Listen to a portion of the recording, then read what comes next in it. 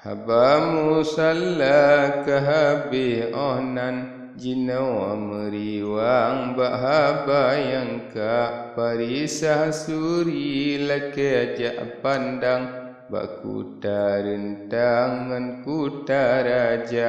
kejeruan si kandang nejawab legan hanjian taperap he anak raja urang lamputa lebih tajengkat jitimba legat hana jitabah aban saritro getanyo kenan bare sinapang laju metimpa bangsa banggali dalam kutanyan tilik dengan pandang nibak jihana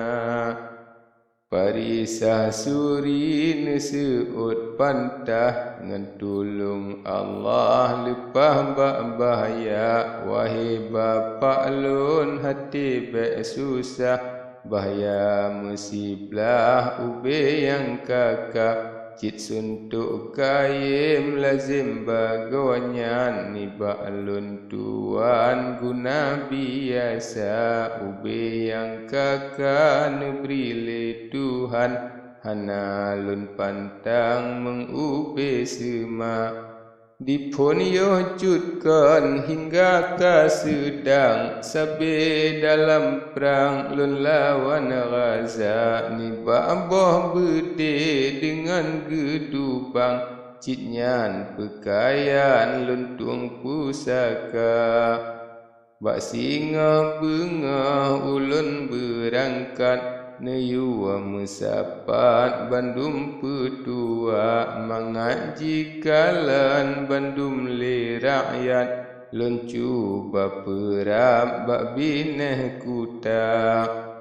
kadang cit kanyo katruh ba ajai habis berbekai di dalam dunia neyu cok manyet bak neberi tinggai bak jian ke kanjai ni bak gop yang na menan parisah pegahabaran di kehadapan bandum petua hadapan Said ngan panglima perang Ibrahim sajan gedenge haba tetapi geiem hana gerangsang takun kenang cang yuh lage yang ka netekui ulengan keang getumpang hireun tecengang hana lehaba habis narik kemangan padan urau api malam kateka sinja parisah suri gejak tiduran lain pi menanjak genten tika amma ba'du abunga ura rakyat sinara bandum kateka ngan ule balang wakingan mentra putu wasaga dengan panglima kemengjakalan parisah suri hendak jalisi bakuta raja megah tak cedah dengan berani asawahan agli ni bak perang kuta